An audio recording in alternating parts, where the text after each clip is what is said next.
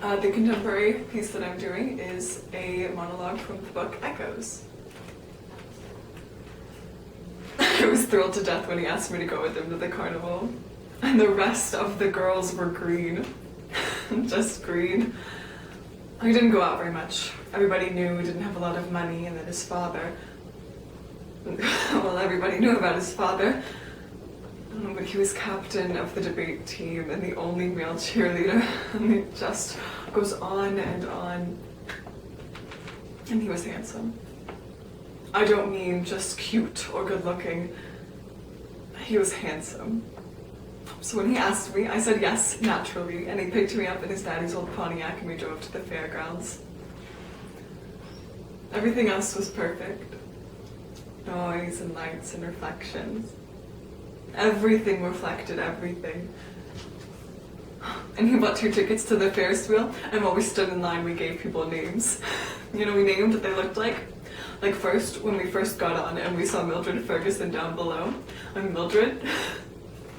She's the fattest girl in town, and we laughed and laughed her as she got on. She'd have to sit in a seat all by herself.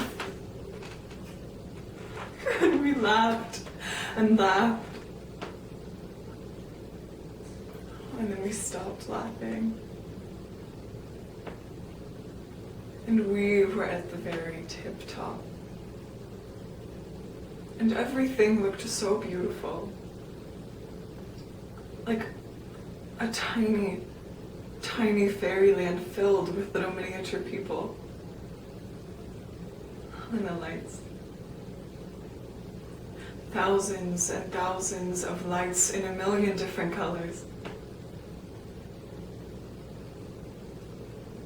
He smiled at me. He touched my hair. He touched my face with his hands.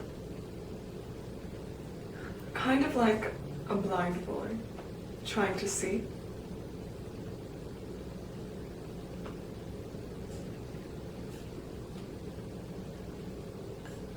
And then he stood up.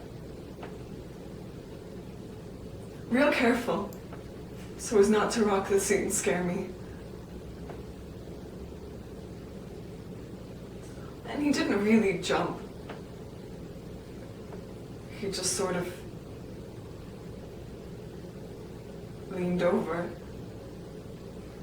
and he was gone.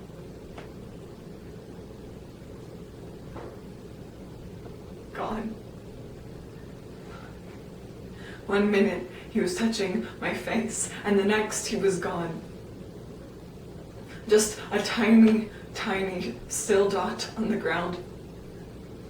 With all the little miniature people starting to gather around him. And the lights. The thousands and thousands of lights. Shining in a million different colors. Just like nothing had happened. But there he was. Down there. Just a dot on the ground. Thank you.